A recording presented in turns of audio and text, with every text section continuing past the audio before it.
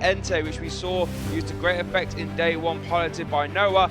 And then on our left, we have Jeremy, who's piloting Gardevoir EX. Once again, but no fear, my friends. This Gardevoir has something spicy tucked away. We're not gonna spoil it for you. We're gonna wait and see what unfolds, but it's gonna be very interesting to see how they deal with each other's tactics. You might think, oh, I am Valiant, easy peasy. They're gonna make mincemeat of those rolls, but no, my friend, it may not be the case. So please stick around and see whether I am Valiant can repeat what happened to poor Chen Pao earlier in the day.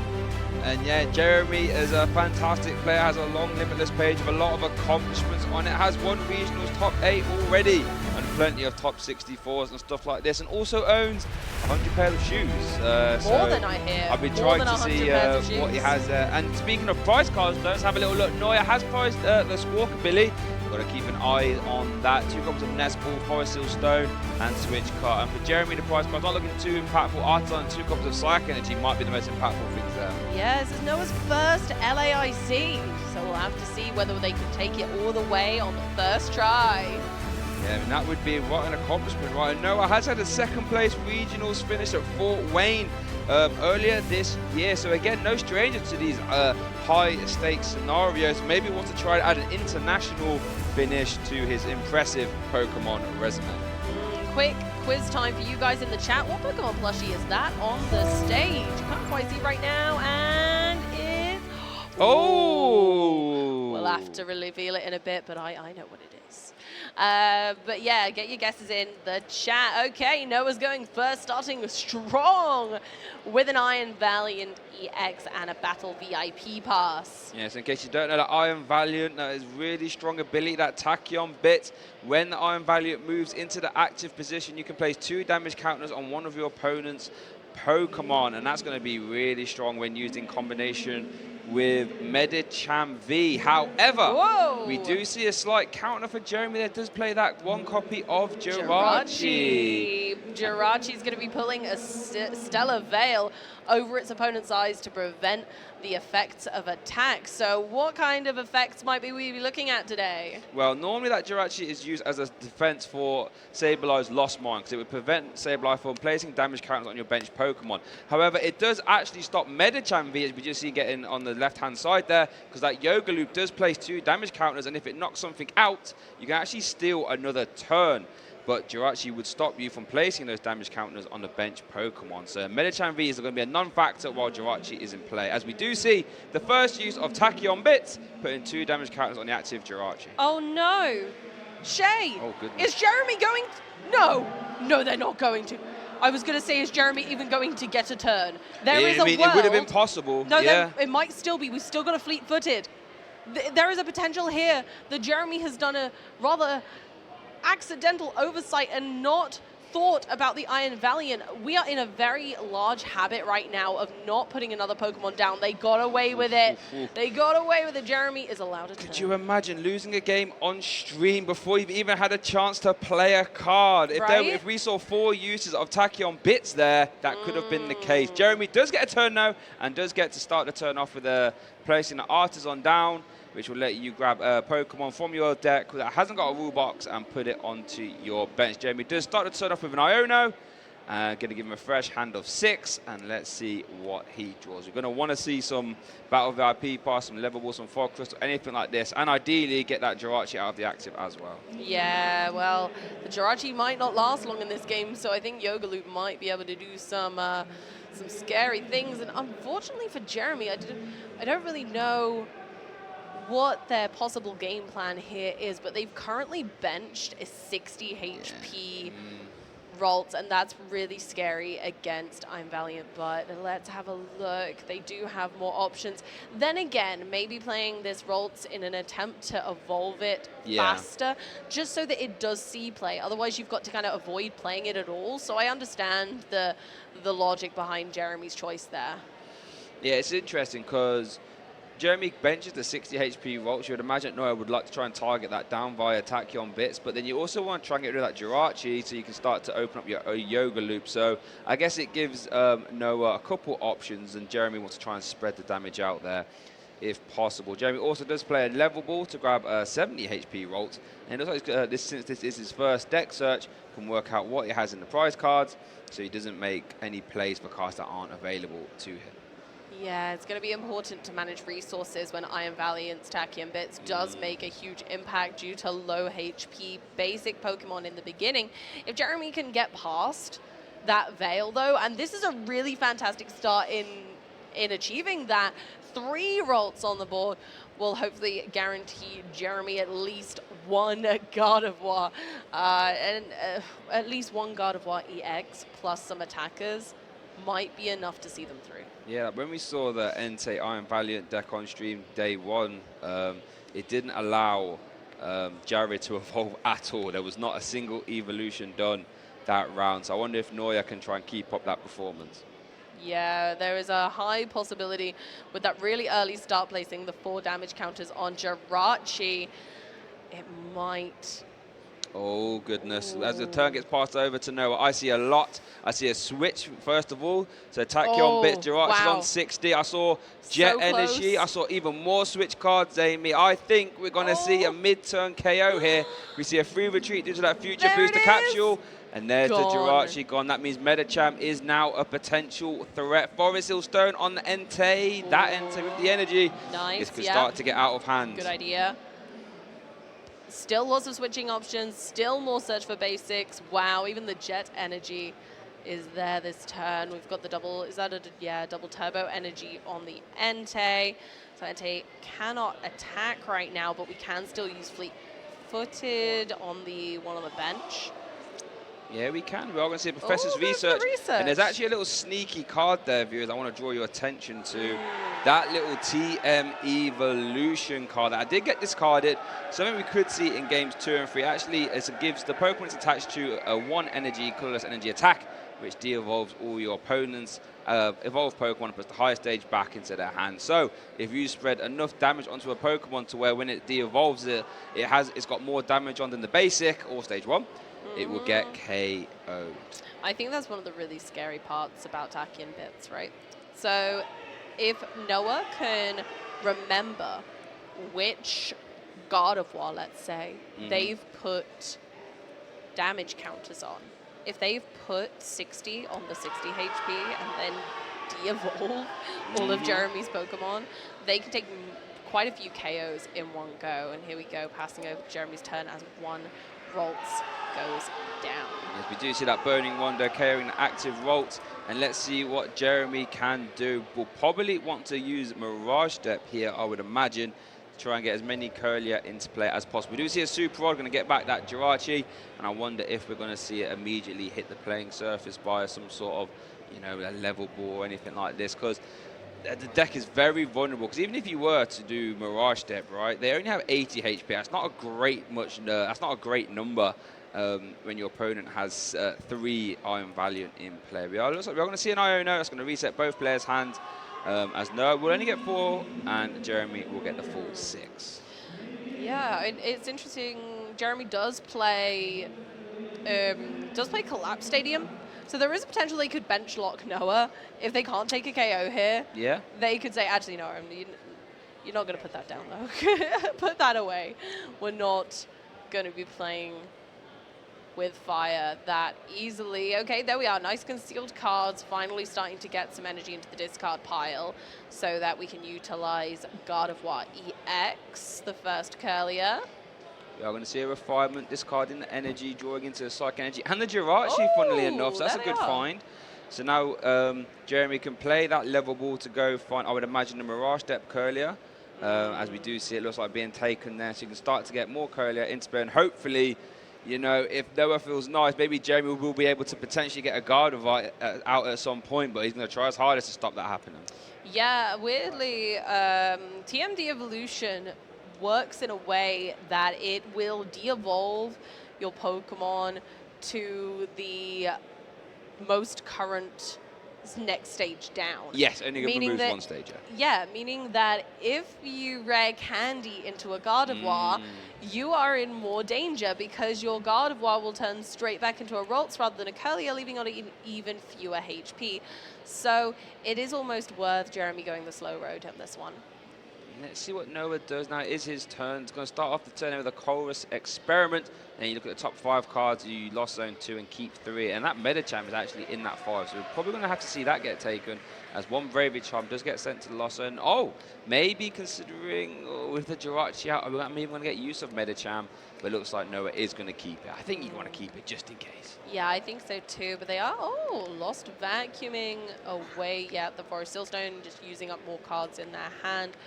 Don't want to waste. And there we go. Another one onto the NTV that has the energy.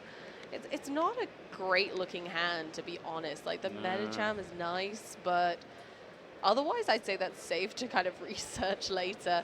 But for now, going for the easy KO on the Curlier. How much energy we got? 4 so far? That's not bad. It's not great, but it's not bad. Not bad. 4 when using combination with reversal energy. Could be fine, though. Yeah. Let's see what Jeremy can do here. It does have 3 Curlier in play. And there's a reversal energy in hand, actually, funnily enough. So let's see what Jeremy can do. We can maybe try and work out that Noah might not have the greatest of hands. He didn't really do much last turn. And let's see if Jeremy can capitalize and try and get back in this game. Because he's currently 3 prize cards down. So the window of opportunity is getting smaller. We'll have to start to take prize cards real soon.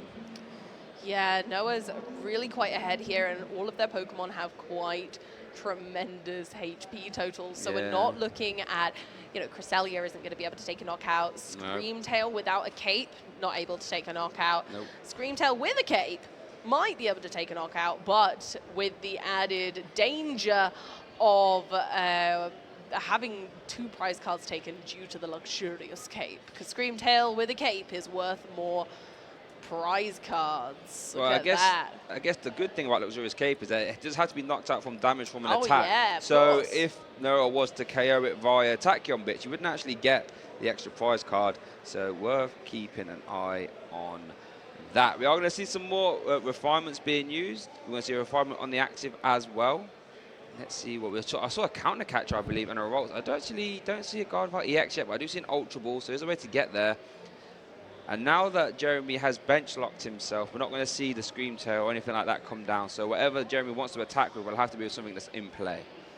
Yeah, and there aren't a lot of options right now. Gardevoir can't attack with 2 of their currently benched Pokemon, and they're going to need something bigger than a Curlier to deal with this Entei. Yeah, Entei is a big Pokemon for a basic. 230 HP, isn't going to go anywhere anytime soon, so it will require some investment. And this is where Iron Valiant can really feast on Gardevoir. And this is that Gardevoir has to damage itself, right, to get energy in play. And Iron Valiant, mid-turn placing damage, can just be real back-breaking, as it were. As we do see an Ultra Ball being played there for Jeremy, taking a Gardevoir EX. It looks like it's going to evolve into the active. Yeah, that Entei is looking dangerous. It looks like they don't have much of a choice but to put some of the energy on the Gardevoir, putting 60 damage count, 6 damage counters, 60 damage on the Gardevoir itself. Oh, okay. Oh, interesting. But choosing to bring forward the Entei V with no damage counters on as of yet, because they aren't able to take a KO, limiting Noah's ability to take a return knockout on the Gardevoir, because they must move this Entei or somehow get it some energy, but I'm not sure that's possible while it's in the active. Yeah, it's actually really interesting plays. We saw the Gardevoir EX use the Miracle Force. We do see an escape rope being used from Sawyer. Has used fleet-footed. Going to go into an escape rope, and let's see what Jeremy will promote. Actually, a tough decision. Whatever gets promoted, there's a good chance of getting KO'd. We are going to see a Raging Greninja getting promoted there, as we do see the Iron Valiant with the Future Booster Capsule. So that means you will have a free retreat cost on the Pokemon it's attached to. So we are going to see a Tachyon Bix activation, I would imagine. Placing 2 damage counters again, going after that Jirachi. No, wants to use that Medicham and start using that Yoga Loop. I think keeping your options open is incredibly valid right now. They've gone ahead and benched it, show that it's the threat of the day. Again, with that Yoga Loop allowing you to place 2 damage counters. And if you knock out the Pokemon you are targeting this way, you get to take an extra turn. You even get to draw an extra card for turn. It's crazy. As we do see, Noah's support for the turn was the Professor's research, I believe, has 7 new trader cards. We're going to see a retreat now into another Iron Valiant. So Tachyon Bits activation again. That's 4 damage counts on that Jirachi. Let's see what Noah can do. Oh, the switch card, we're going again. Jirachi has 70 HP, so it's not going to be over yet if they did choose the Iron Valiant, but they went with the Entei for the fleet-footed, drawing one card. This is a really difficult deck to get the numbers right, and we saw that yesterday as well. Making sure that you bide your time when necessary and only take the KOs when you need to. This is looking quite dicey for Jeremy. Has yet to take a single prize card. Noah has just slowly been working his way through this game. He's currently at 4 prize cards taken. So Jeremy's going to have to do something and do something quick if he wants to try and win this game. We'll start the turn off there with a refinement discarding a level ball. Drawing Battle VIP pass and celebration. I can tell you now that celebrations move will not be getting played. Yeah, Jeremy's going to need to refine their play to make sure that they're able to maybe swing this back, but I'm not certain they're going to be able to in time. Noah has kind of placed the puzzle pieces there to be put together for next turn. I respect Jeremy for playing this out. I wonder if he'll be able to get very far, though. Yeah, we do see a second refinement being used and a Shining Arcana activation. And we do see a Fog Crystal going to target a basic Psychic Energy. You can take a basic Psychic Pokemon or a basic Psychic Energy. Jeremy opting to take the Psychic Energy here. I'm trying to think. We did see the Luxurious Cape being drawn into via refinement, I believe. That's interesting. You could maybe put that on the Gardevoir, start swinging with Brainwave for that extra HP. You could put it on the Jirachi to make sure that it isn't going to get KO'd anytime soon via Tachyon bits at the very least. It's a really interesting card. Gives the Pokemon its attachment extra 100 HP if it's a non-rule box Pokemon. I've had a fun thought, Shay. What's that? What about if Jeremy were to use Cresselia or Screamtail now on the damaged Entei on the bench and counter catches something forward that's more awkward to retreat? That could work. That Medicham would be great for that. Moonglow reverse, letting you access the bench. Here we do see a lost Vacuum. And looks like we want to target maybe the Magma base in this, as the Forest Steel Stone has been used. So maybe just trying to limit. Oh, we do see a Luxurious Cape being sent to the Lost Zone. I think it's possibly too risky at this stage. Noah only needs to take 2 more prize cards, and they can knock out that damaged Gardevoir with damage from an Entei potentially. So I think maybe it's just too scary at this time. Do you see the Reversal Energy getting attached as well? Since Jeremy is behind on prize cards, that currently counts for 3 Psychic Energy whilst it's attached to that Shining Arcana Gardevoir. As we do see a Pay Retreat on the Gardevoir EX, and let's see what Jeremy promotes. About to guess probably, yep, that Reversal Energy. Gardevoir is going to consult the discard pile, and we might see some Psychic Embrace attachments to that Gardevoir to attack with Brainwave. Yeah, again, like we saw in the match yesterday, Jeremy's going to be wanting to check that Noah, if Noah's out of switching options, they can very happily presume that Noah's going to have possibly a 4 of each type of switching option that he has in his deck. Okay, they've gone for the counter capture, and they have gone ahead and brought forward the Medicham V. So I think just dealing with the problem in the moment, and Medicham is also weak to Psychic, so that 150 damage actually does 300 without having to attach any more energy to the Gardevoir via Psychic Embrace, which is really crucial because Gardevoir damaging itself when Tachyon Bits is around, scary stuff. Scary stuff. Yeah, speaking of Tachyon Bits, Noah has used 1 Tachyon Bits activation always at Jirachi. It's on 60 HP, living on a prayer, as it were. It's so close. If Noah takes the knockout on the Jirachi here, that's probably game. If Entei can now take a KO. The boss, there it is. Yep. There it is. So, yeah. Oh my goodness, it was really tough for Jeremy to get any prize cards there. Yeah, so just so we do see the boss orders that would go into any 1 prize Pokemon, and a Combat Blaze, not the Combat Blaze, the Burning Rondo, I should say, would take the KO, and Noah takes our game 1 here.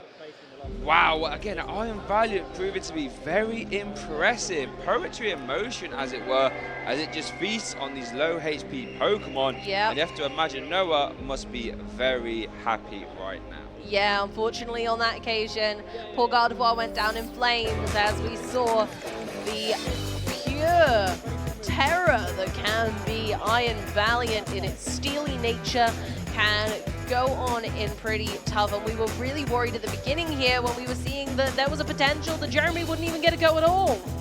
Yeah, it's just an outrageous sport to think about. You can lose before you've even had a chance to play a card, and there's only 1 or 2 Tachyon Bits activation from doing that. And as we look at this replay, you can just see it was always Noah's game to lose. It was always applying the pressure. Entei was just chipping in one prize card here. Iron Valiant was just chipping another prize card there. And all of a sudden, it got to the point where Noah had taken 4 prizes and Jeremy hadn't taken any. In fact, did Jeremy even take a prize? Oh, no, he didn't. The yeah, right? There were 2 prize cards taken in the end from Jeremy, but unfortunately wasn't able to bring things back fast enough as Noah had already planted the seeds, scattered those Tachyon bits in just the right places. They were able to take that mid-turn KO on another single prizer and then boss a God of War with much less HP than its EX friends. Yeah, that was Jeremy's only time he took prizes cards there, KOing that Medicham, but Noah was quick to seal the deal there. Tachyon bits and then boss his orders into the Burning Rondo to close that game out. Burning Rondo did a yeehaw, and off we go. Next game, let's see if Jeremy can do anything this time to prevent Noah from going ham with those Tachyon bits. I think one thing that Jeremy certainly will have learned is don't put one basic down at the beginning if possible. Especially, could you imagine if Jeremy had opened with that 60 HP roll? Yeah, like that's 60 HP roll, which is currently in his hand. I think that it might have to lead it. Shay, no. No, oh no. But at least I would imagine he's going. Whoa, hold the phone! Hold everyone! On. Wow, that is what? 2 Rolts and 2 Curlier in the prize cards there. Oh my goodness. Wow. Noah has prize 2 comes of Bagma Basin as well, so that's something I have to keep an eye on. But yeah, it looks like as we get our game started, and it looks like Jeremy has led that 60 HP Rolts and has put down the Greninja. Yeah, Jeremy's going first, so they're not in risk as long as they got 1 extra basic down of Tachyon bits taking the early lead. So we are okay. However, Jeremy is about to find out what the prize card situation is. They're going in with the Battle VIP pass, which admittedly is a great start. However, if Noah kind of takes the read off of this, if Noah clocks that Jeremy hardly has any Rolts available, if they really go hard on making sure that the Rolts stay out of play, like Jirachi is the least of their worries, you know? Yeah, it's really hard because when you try and picture Gardevoir's route to win against this deck, I think it is going to realistically rely on Jirachi, as we see, but also that Mirage Step, and that not being an option is going to be real back-breaking, I would imagine. Because that Mirage Step let you just get some Curlier into play, and then you just cross your fingers that at least some of them can survive. Can survive it, but even if you just benched loads of Rolts, right? If you battle VIP pass and you just go Rolts, like there is a very slim chance that Noah will be able to respond. I will admit that it's difficult then because you do need to try and get the Gardevoirs evolved as soon as possible, but then you don't want to be Technical Machine de-evolutioned for KO. It's a very difficult matchup for Gardevoir to usually traverse. Jirachi makes it a little bit more bearable by preventing the Yoga Loop, but we can wish upon as many stars as we like, but this rough setup isn't going to save us. Jirachi, please. Yeah, I mean, is that the wish Pokemon there, as you can see, and Jeremy will be wishing for better fortune, at least in this game too. And let's go kick it over to Noah. There has led the Iron Baron, does have a Battle VIP pass and a Nest Ball. Oh my goodness. I wonder what their switching options are like. Did you get a look at the hand properly, Shay? I did not. Noah is off to the race. It's almost like he's in fast forward the way he's speeding for that deck. Love to see it. And let's see what he targets. Dude, it actually looks like we're going to see an Entei and an Iron Valiant. And I really love the Entei in here because realistically, when you're weaving in this extra 40 to 80 damage once per turn, or per turn I should say, the Burning Rondo's fine. As long as the Burning Rondo can take a prize card every turn, Iron Valiant can take a prize card every turn. All of a sudden, you're winning in 3 turns. I tell you what was really fun about Entei as well is that we've seen Suicune V be really good in the meta. Yeah. We've seen Raikou V be really great in the meta. And now it's finally Entei's time to shine. And I think the reason that people have shied away from Entei in the past is because, yes, it does the same thing as its water and lightning type variants. However, Entei has 3 retreat cost. Yeah. And that is really significant. But Noah doesn't mind. No, because Noah's playing so many switching options specifically for the Iron Valiant that it matters not. As we do see Noah playing the Chorus Experiment here, got a Lost Zone, an Entei V, and a Bravery Charm to keep Medicham, Radiant Charizard, and a basic Fire. We do see an energy attachment to the Axis. We aren't going to see that Jet Energy being used. We do see a Nest Ball. Now this could find another Entei, could find another Iron Valiant. Result is going to be for the Entei, if that makes a lot of sense. Looks like it. I think Noah's very aware that they need to build a strong board, and that's more important to them right now. They can take KOs later. They're not in any particular rush. They can de-evolve things, they can do the Tachyon bits later. Right now, I think having a strong board presence seems more important, and I think I'm having that confirmed by the consideration of this Medicham. Now, there is one offense that Jeremy can do. He does play 2 copies of Avery, and I feel as if that could be very strong against Noah's deck. Hasn't had a chance to find it or play it, though. Unless what Jeremy does is it kicks over to him. Just start to turn off there with a Concealed Cast, discarding a Psychic Energy to draw 2 more. We do see a rare Candy, actually. Do we see any... Oh, yeah, we do see a God of REX in play as well. Ooh. We could see the turn 2 Miracle Force here. Could be Yeah, possible. but you can see, again, that they're considering not. They've gone for it. They've gone for it. We love it, Jeremy. He's on it. Yeah, look at that. Turn 2 Miracle Force once again. It does 190 damage, so it is going to leave that Entei still in the active and still just highly damaged. But we did think about it last game where there is a potential that he can take it out later. Oh my goodness, I've just realised something. Go if ahead. Noah can do 1 Tachyon bits into the active, he has the de-evolution TM in his hand already. He can immediately de-evolve that God of REX and KO it. That's why I thought Jeremy might hold back, because he did see the de-evolution TM hit the discard pile last game. But I don't think Jeremy had any other particular choice. No, yeah, I don't think there's anything else you could do. We do see energy onto the active. Does he have... I don't think he has any switch... Oh, does he have a Jet Energy, actually? There's a Jet Energy, but then no way to retreat the next thing. Not quite going to go for that yet. We are going to see... But it's an option later. Yeah. Again, Noah doesn't need to rush this. They can take out this Rolls. It's chill. It's okay. And if, in fact, it takes away the potential of Jeremy having a larger attacker. Any reload. I think you are correct there. Just going to force Jeremy into only having 1 God of War. Let's see what's in the hand. We do see an Artisan, so that could... At the least, find 1 more Rolls. We do see Concealed Cards being used. Are there any more? Oh, true. Prize 2. I don't think there are any more. Oh, wow. We're probably going to see that here. I think Noah is really pushing Jeremy into a corner here.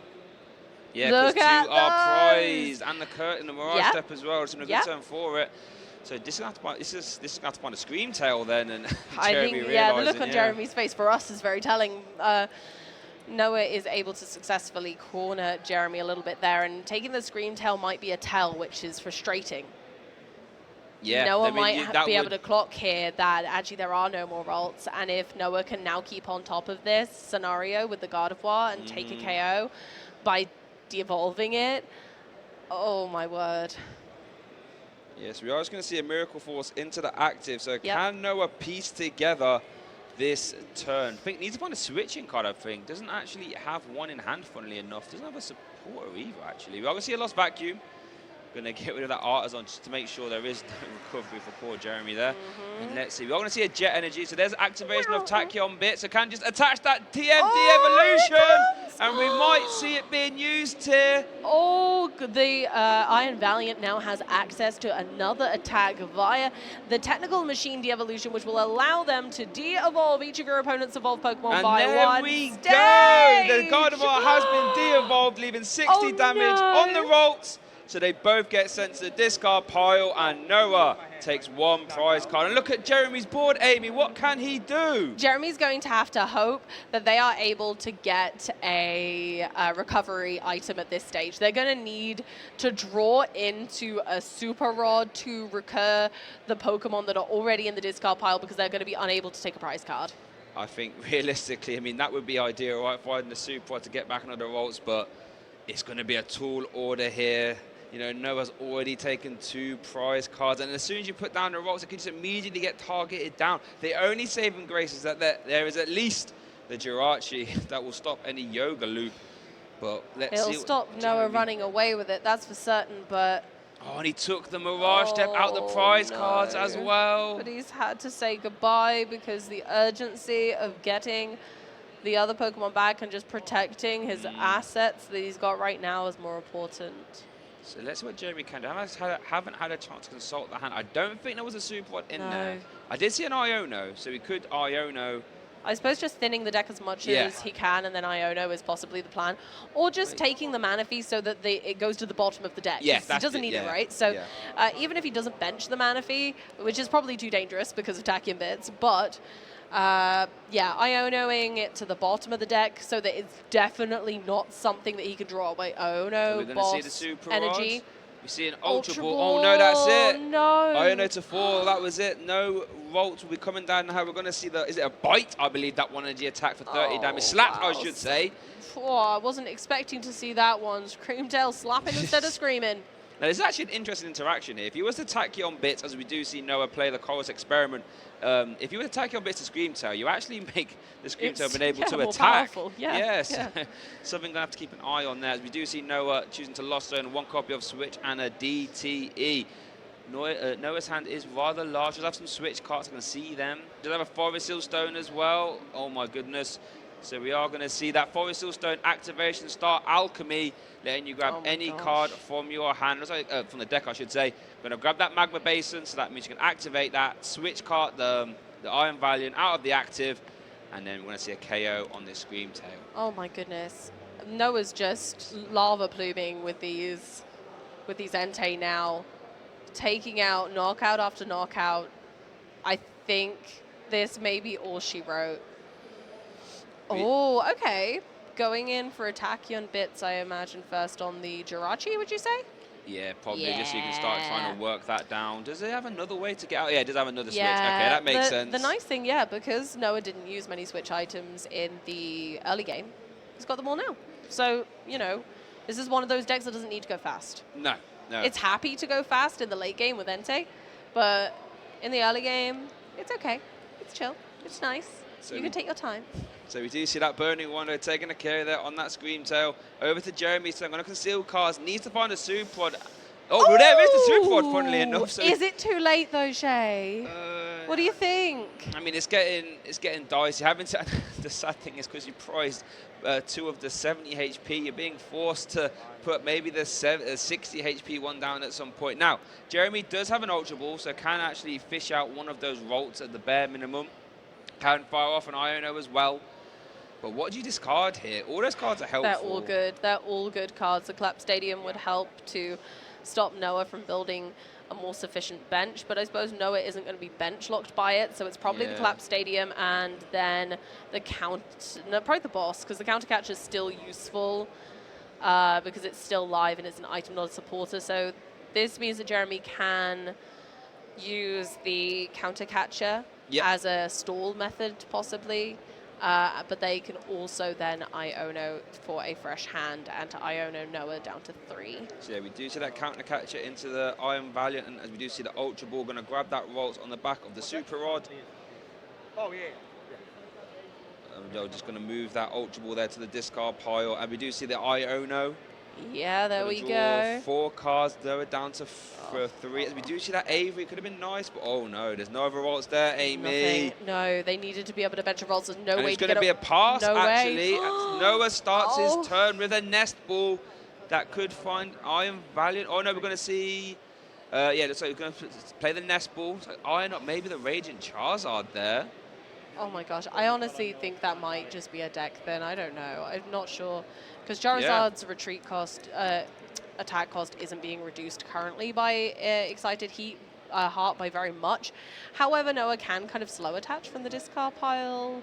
There's no rush. We're going to see Tachyon Bits onto that Jirachi. This could start to get out of hand. We see a switch card into the Entei. We're going to see a Professor's Research as well, the empty hand Professor's Research off the Iono to 3. Let's see what Noah can manufacture here. Does have another switching card there. Has a Forest Seal Stone onto the Charizard. A lot of options. Even has the Jet Energy as well, so there's plenty of ways, as we do see the Magma Basin activation onto the Radiant Charizard. Letting you grab a Fire Energy from your discard pile and put 2 damage counter on the bench Fire Energy, the bench Fire Pokemon you attach it to, I should say. Attaching for hand to Iron Valiant there, using the Fleet-Footed to draw 1 card, attaching the Future Booster to one of their Iron Valiant, and I think that might be an attack now. Yep, taking out the Radiant Greninja. Whoo, this Entei's bringing the heat. Yeah, it's bringing heat. It's getting hot in here. And I think Noah has almost set up a checkmate scenario, right? In the fact that Burning Rondo can KO whatever's in the active, and he has enough switch cards and free retreat where he can just KO this Jirachi via 2 uses of Iron Valiant's Tachyon Bits. So Jeremy will need to rare candy, I would imagine, this Ralts to try and stay in this game, and ideally it would have to be into an EX. Does have the Avery though. Could play the Avery. Would only discard one. Yeah, we only get rid of the Raging Charizard in that scenario, right? So yeah. As we are going to see the Iron, I like that actually. Yeah, I like that too. Just going to reduce Noah's hand size down to 2 and hope that Noah cannot close the game out next turn. Let's see what Jeremy has drawn. It's not like too much. When attaching energy to the active Fog Crystal, I'd imagine this will probably find a Ralts. I would imagine. It has to be the 60 HP one as well. Although at this point, the Jirachi only has 40. There are prize cards to be had. There are, and it's all going to rely on whether Jeremy can make a Pokemon large enough to stand in the active and stand guard to their smaller HP friends on the bench. You do see the teleportation bursts from Ralts as Noah drew a Professor's Research off that Iono to 2. Oh, I see a switch card. I see escape rope. Do you know what that means, Amy? Tachyon Bits will be used. Tachyon Bits into the active. And free retreat. Tachyon Bits into the active. That's a mid-turn KO. Noah goes down to 1 prize card. There it is. Burning Rondo closes the game out as Noah takes a very impressive 2-0 victory here at the Latin International Championships 2024. Iron Valiant continues its crusade of dominance here. Entei risen from the burning tower to bring us the heat. We're seeing it today, folks. It's such a shame to see it happen again, but now once again, nothing was able to keep up with Iron Valiant switching in and out of the active to take KOs before their opponent is able to do anything. Wow, honestly, so impressive seeing that deck in action. And we know Entei Valiant loves to feast on his lower HP Pokemon, but it does so in such an efficient and terrifying fashion. Like, you've got the best of everything, right? Yeah, Jeremy didn't really have much better time. We can see his earliest turn 1 here, starting off with some Chorus Experiment. And then Jeremy, did have that rare can, did actually say, you know what, my only defense is to have a turn, a real early Gardevoir. And Noah said, hold on, let me just put 6 damage counters onto that eventually, and I'll de-evolve it. As about that, as we do see here, the TMD Evolution for 1 energy, de-evolving all your opponent's Pokemon. And there it goes, whoopsie daisy, to the discard pile you go. And I think from there, Jeremy was just fighting to stay alive, I think. So Gardevoir just got defeated by its future variant. What an interaction that is. Is it, are we saying that maybe this is the way that it gets steamrolled in this competition? Maybe your Gardevoir prediction, Shay, might be in danger to the Iron Valiant, the Gallade Gardevoir kind of crossover future Pokemon. Maybe that's going to be what takes the biscuit after all. Maybe. I mean, when you see it being played this well, and I just love seeing it in action, right? Because the Iron Valiant just tries to take mid-turn KOs, and the Entei just takes a KO. And all of a sudden, you're taking 2 prize cards every turn, and then you can just weave in these mid-turn KOs, as we did see there. We saw the switch cards, we saw the KO onto the active, and then we saw the escape rope, making sure that Entei can KO anything. Handshake. It was so impressive to see it dance throughout the game and put those damage counters exactly where they needed to be. There was absolutely no doubt that both players knew what they were doing, but unfortunately Noah took the win by just suffocating their opponent, not allowing them to do anything. Yeah, I think suffocation is a great way of putting it actually. You immediately from turn 1, you are under pressure, and Gardevoir is not a fast deck. I mean, sure, you can get the turn 2 rare candy Miracle Force for 190, but in this day and age, 190 isn't the greatest number. Doesn't care an Entei, doesn't care an Iron Valiant. And then you can just say, right, all right, fair enough. You got your 310 HP Pokemon. That's fine. I'll tell you what hasn't got a lot of HP. That Ralts underneath. So let me just put 6 there and just whoop the Gardevoir back. And the little Ralts there, like, what's happened here? I weren't expecting this. I'm back. Why? Wait, what? I'm not used to this. And then it gets sent to the discard pile. Quite honestly, That deck is terrifying for It me. really is. I feel like it really encapsulates the two different strategies, but merges them so well. You've got this damage counter placing slow and steady with the ferocity of Entei to close out